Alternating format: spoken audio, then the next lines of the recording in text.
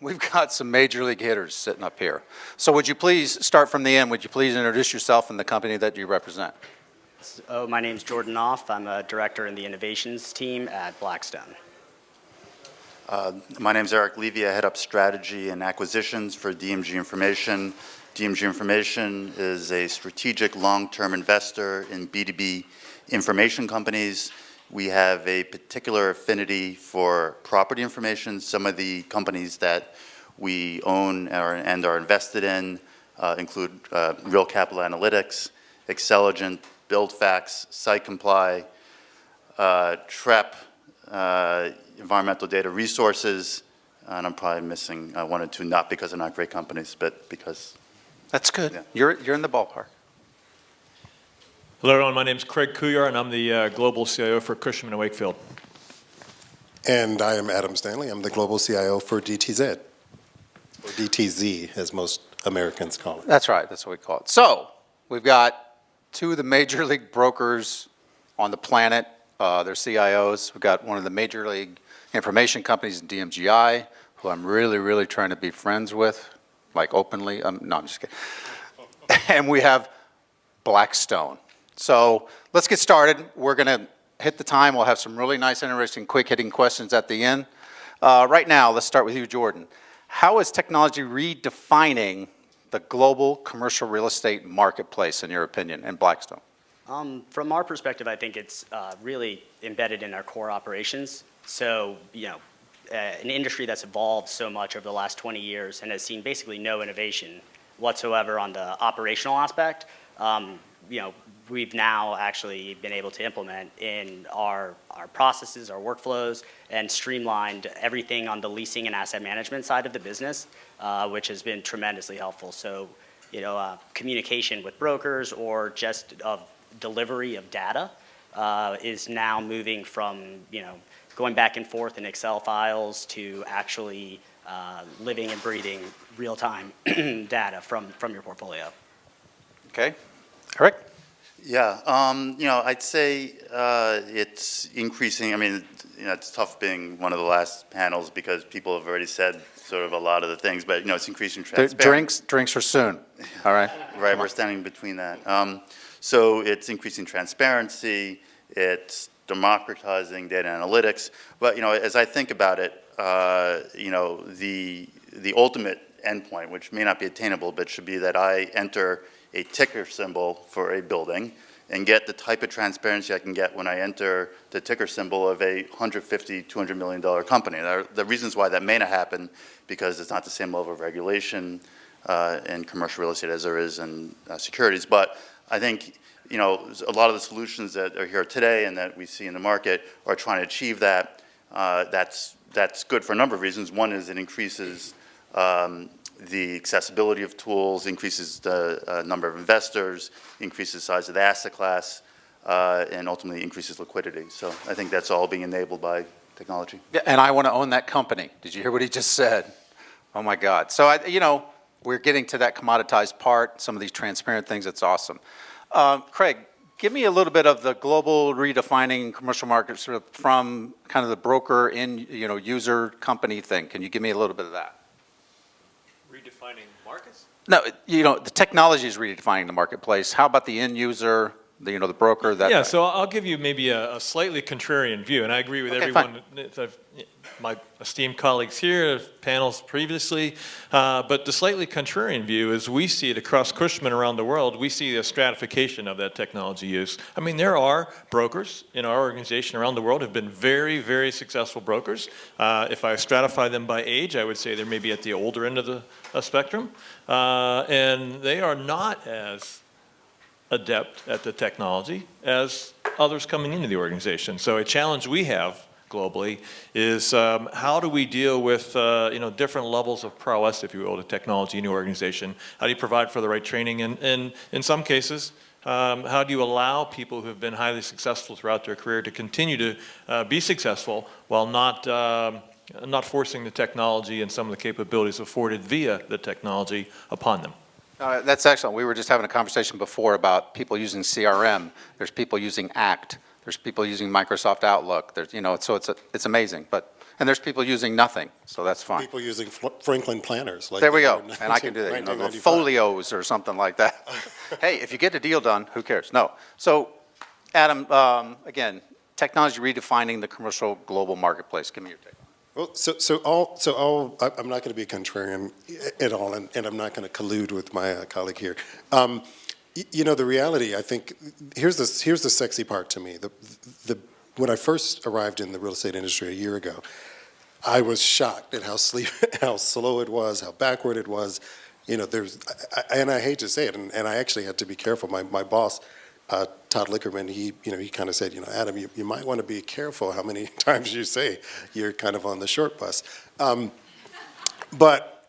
here's the exciting part about that. The exciting part is we actually get to avoid the mistakes that the banks made and the insurance companies. I think about 20 years ago, sitting in a room where there's, you know, some smart guy that's saying, hey, look at all the data that I'm gathering. And you're asking questions, and what are you using that data for? And they don't really have an answer. Now, we are actually able to say, you know what, we actually are at the point where we can lead with the question, find the data that helps us answer the question, and then present that data in a more visual and interactive way. And actually, that's good. So in a way, I think what's changing in our industry is we're going at a faster pace than ever, but we're actually able to do it in a smarter way than we've ever been able to do in insurance or in even in the residential real estate business, where they made a few mistakes early on. All right. Jordan, you know, with Blackstone, and this is a little bit of a follow-up, you know, technology redefining the global marketplace. Specifically, how is this kind of changing the workflow that you see, like, within your business professionals? I know that Blackstone has some interest in some of the companies that were even here today. How do you see that? All right, so full disclosure that we have an interest in VTS, and we have implemented that across our global portfolio. That's just a perfect example about how we are embracing technology. And something that I think is important to hit on is that, you know, being part of the innovation team, we've implemented a lot of new technologies across our businesses, real estate, private equity, hedge fund solutions, and you know, most people react kind of with resistance. People do not necessarily embrace change, but providing a workflow tool that provides you with, you know, that changes your daily job. We've seen our real estate professionals really embrace it, and you know, people around the globe are pounding the table wanting to get onto the platform rather than resisting it, which is very unique. So it's definitely a driving factor that we've seen on the operational side. So you know, once again, this is it's something that we're not using to go, you know, just helping us work smarter, helping our people get out of the office a little bit earlier, or in our case, really just helping them do more value-added. Okay, excellent. Erik, with all the informational companies that DMGI has, I mean, do you think that's just the data part of that? Is a workflow thing? You know, again, it's the technology part, and I'm huge on the data. But do you see that that's a huge part of them changing in the workflow, their ability to get more information about properties and all those things that you talked about? Yeah, I'm not sure it's about actually getting more information. I think it's about getting the right information and making good decisions. Timely, you know, Yeah, accurate? timely, actionable information. And so, you know, I think so let's take an investor as, you know, one end user. We have, you know, well, we have an interest in site comply, so I'll talk about them, but also let's take honest buildings.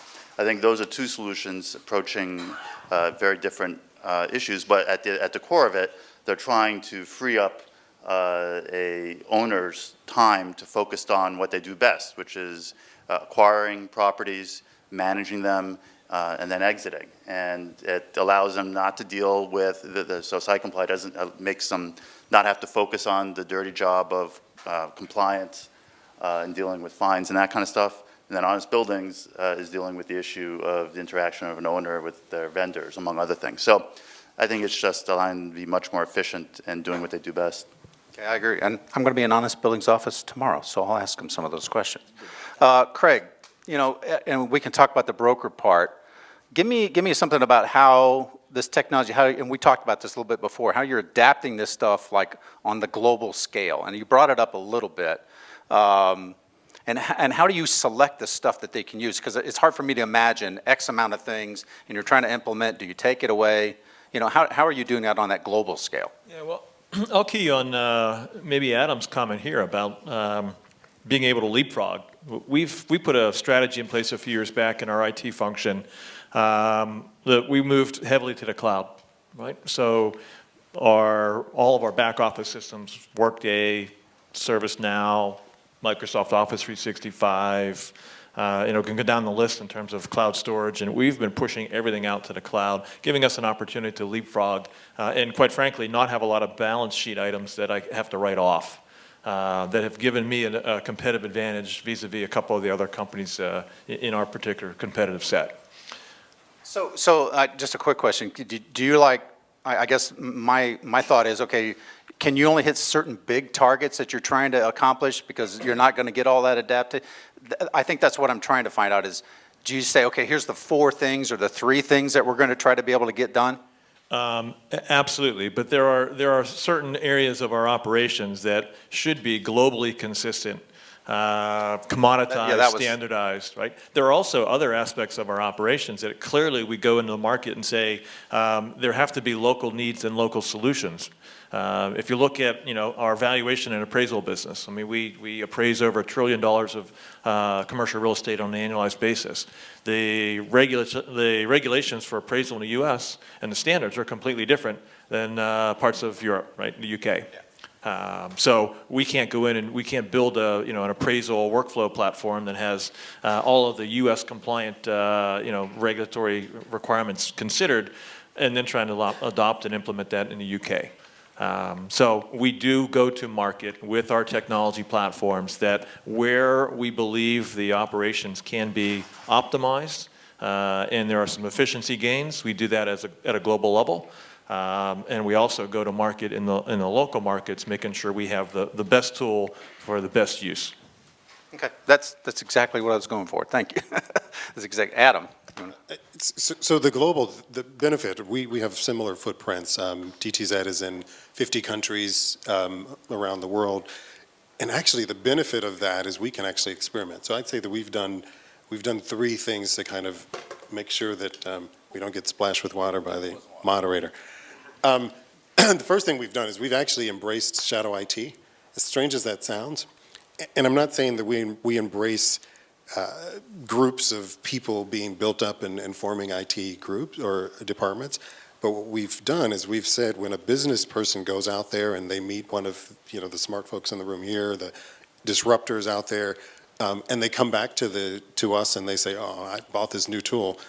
We first say, okay, well, here's what you probably would have liked to consider. But then we embrace it, and we actually do that quite a bit. So we've actually built the partnership with the business to where they say, IT isn't just the no man. The second thing we did is we started to fund small.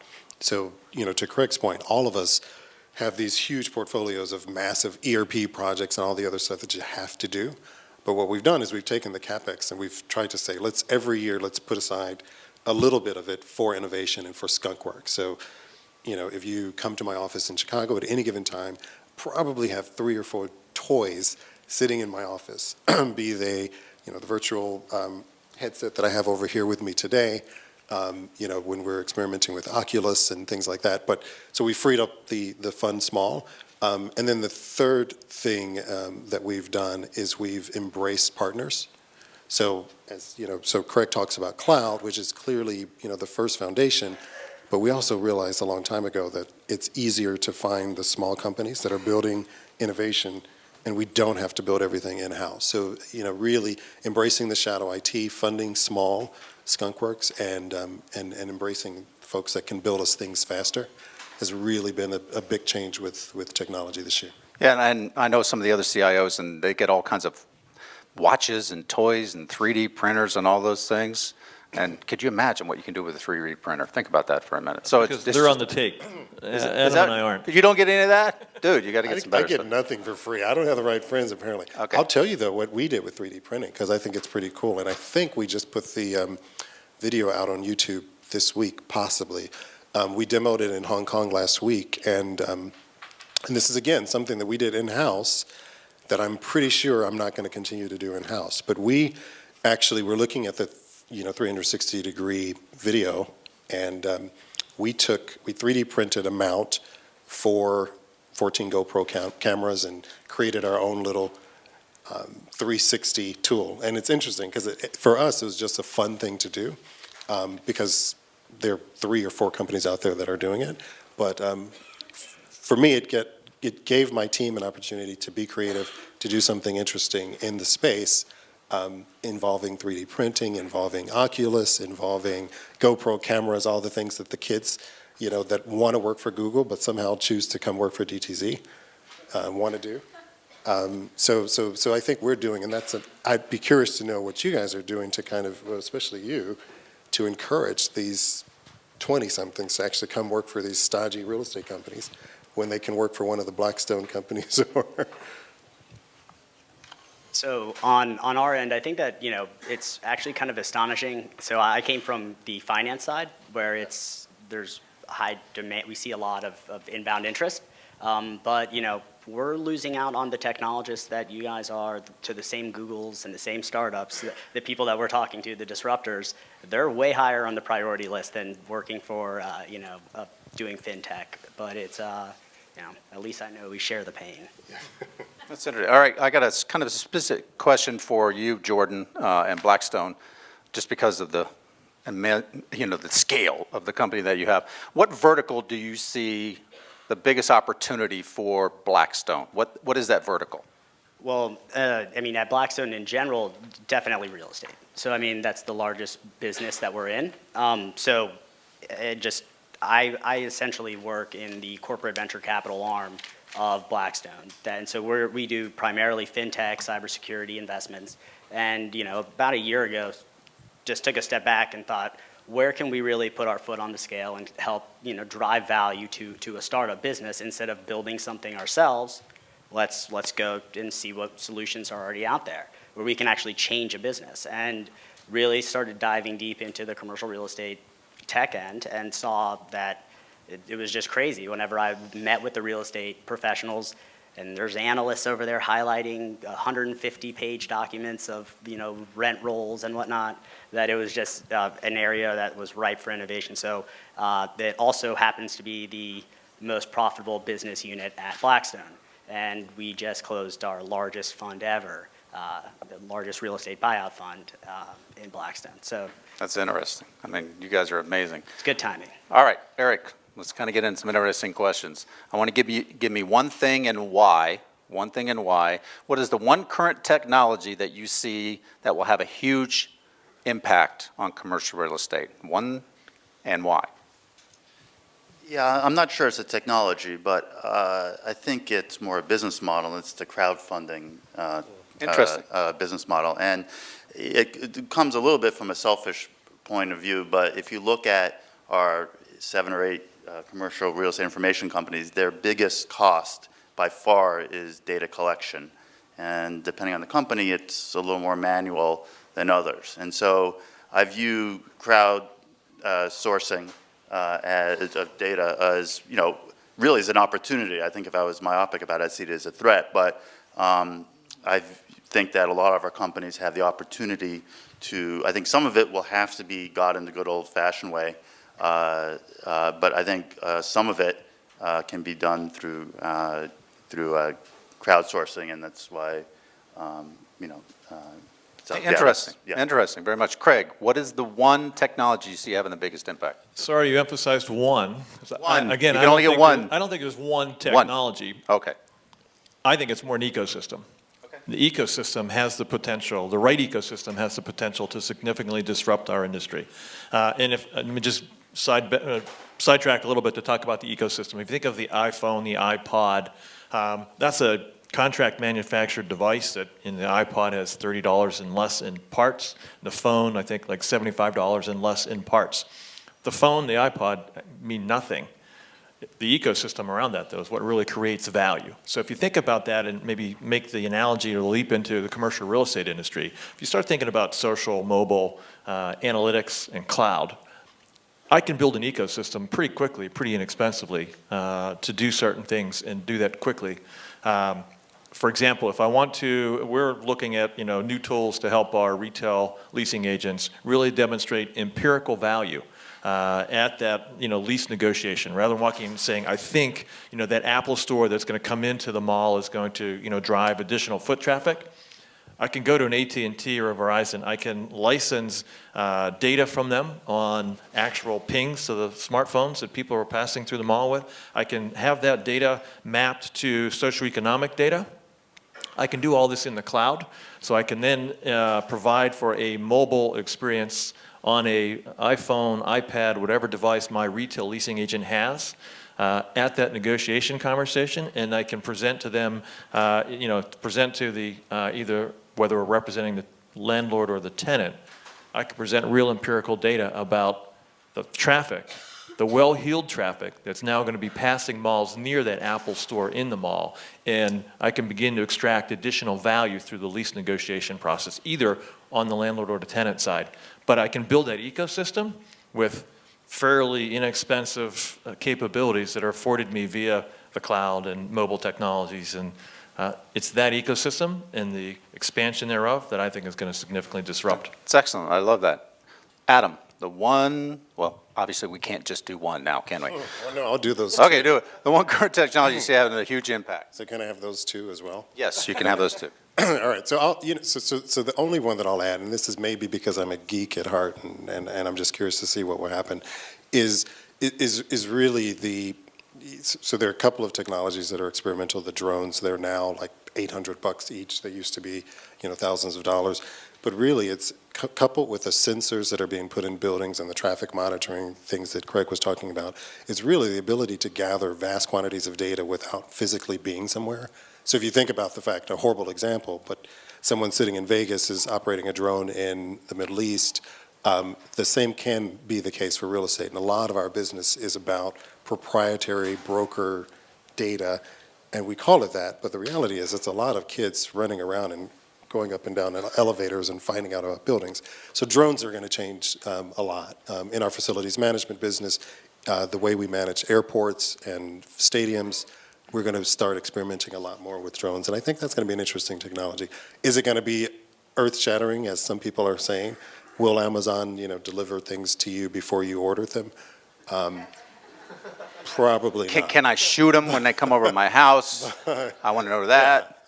But I think, I personally think that remote data gathering tools will become interesting, whether they're drones or something else. All of those things are going to become bigger. Okay, and that's excellent. That was kind of getting to my next question, Jordan. What is the one future technology on the horizon that you see having a huge impact? You kind of went with the drones a little bit. What do you think? So now that we went down the drone road, I gotta, change my answer. I was thinking, I was thinking that when we first started, I was thinking I'm gonna go down the payment space, and then the drone aspect makes me say the driverless cars. Yes. The driverless cars, how does that change the residential real estate market in general? Just are people going to be more willing? And I don't know the answer to this. I just think it's interesting. Are people? I want to be in Chicago, right, at like 8:30 or 10:30 or 12:30, probably evening. Get in my car and have it drive me to Indy, where I live, and I might be passed out because I'm tired, or something else. To me, I'm all for that. Let's do that. Yeah, So you're talking about where are you working? What are you doing? Yeah. Just, what if I want to take 2 hours and work in that car though, instead of drive? Exactly, but I mean, to be honest, in my opinion, so I live in the city still, and it's a train technically I could be working on, but it's just, Good point. I live out in the country, dude. There's it's roads just, and stuff. Yeah, man. well, I don't know. If I'm stuck in this confined space, I'm still stuck in the space. But some people say that they'd be more willing to move to the suburbs and work further away from home if they didn't have to drive. So I think that would be an interesting thing to watch evolve. I agree. It's a good point. Eric, what do you think is the one technology that will have a huge impact?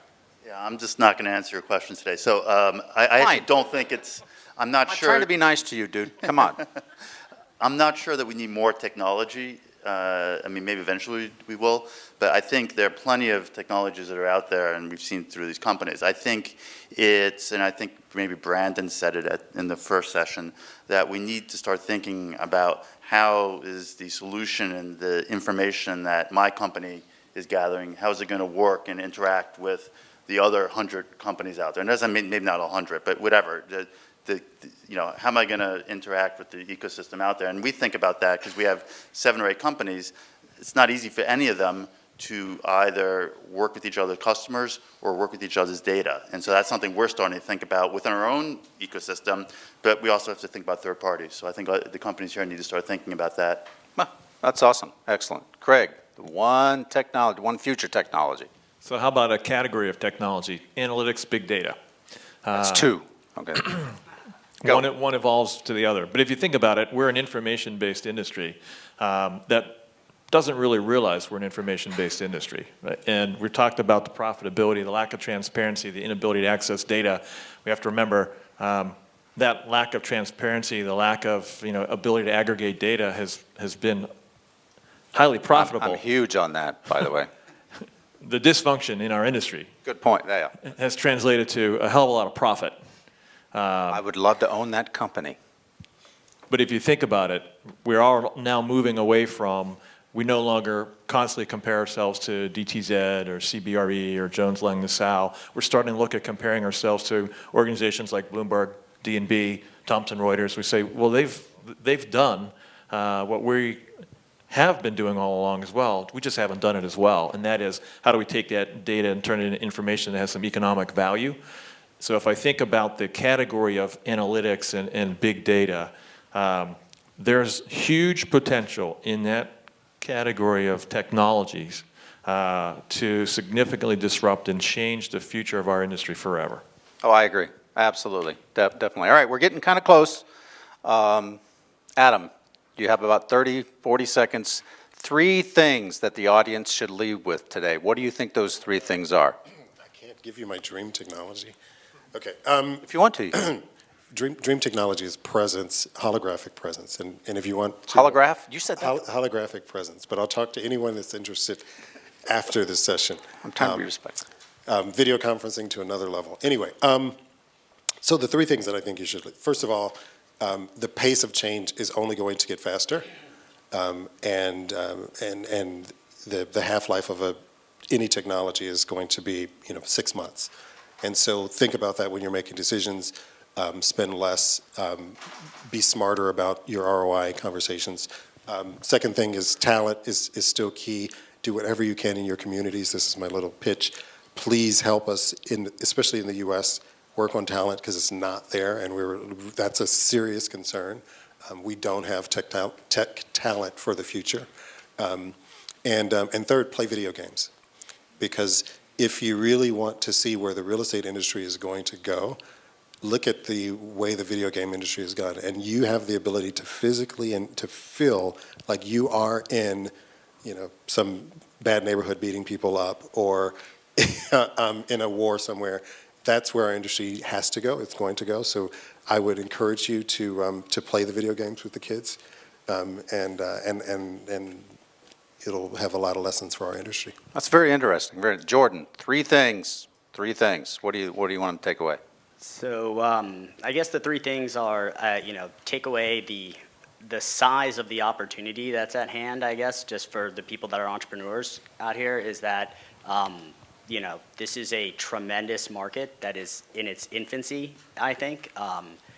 People will talk about the high valuations in venture capital and so on, but really, we're really seeing the first wave of innovation here. With the companies that have started to become successful and emerge. And I think this is an industry that is probably going to produce several companies that will end up being industry leaders at some point in our lifetime. So, multi-billion-dollar enterprises.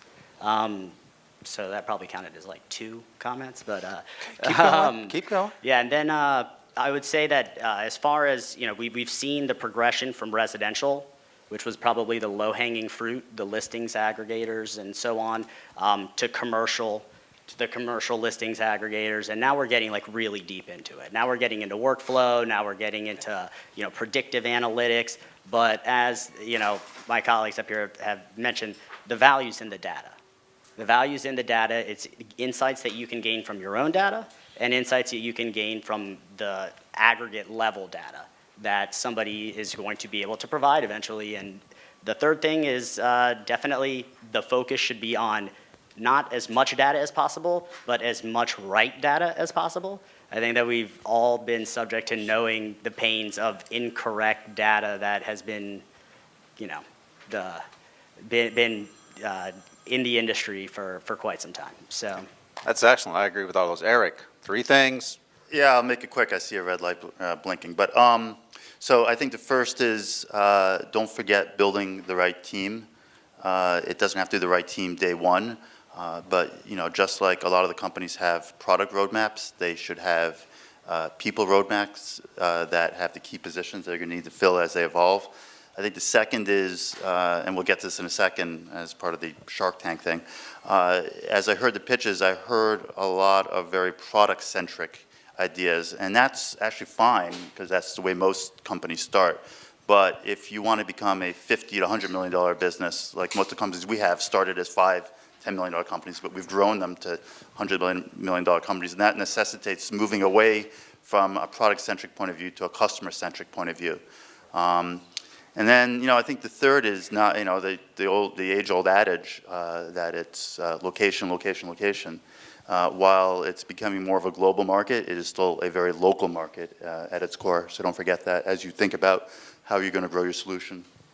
Yeah, I agree. All right, Craig, 3 things. Yeah, I'll just add one other, and that is, I think, you know, speaking on behalf of, you know, the big global companies, we've awakened and realized that, you know, innovation in a large global organization is probably not going to come from within, and it's not going to come from our traditional providers or partners. So the ask, and I guess my knowledge I'd put to this group is, don't be afraid to reach out and recognize that you've got something that we don't and can't, given the, you know, the culture, the bureaucracy, the size of the organization. And I know, you know, Adam's company and the other big guys in this space, we're all doubling down on innovation, and as far as I can tell, most of us are going outside and trying to figure out the relationships that are correct for us moving forward. So you represent that future for many of our firms. All right, with respect to time, all of these people up here are very accessible. Think about the trillions of dollars in assets and transactions and information that's sitting in front of you. Trillions. Okay, trillions. Look, thank you very much. Stay for the pitches. Thank you guys for the panel. It was awesome.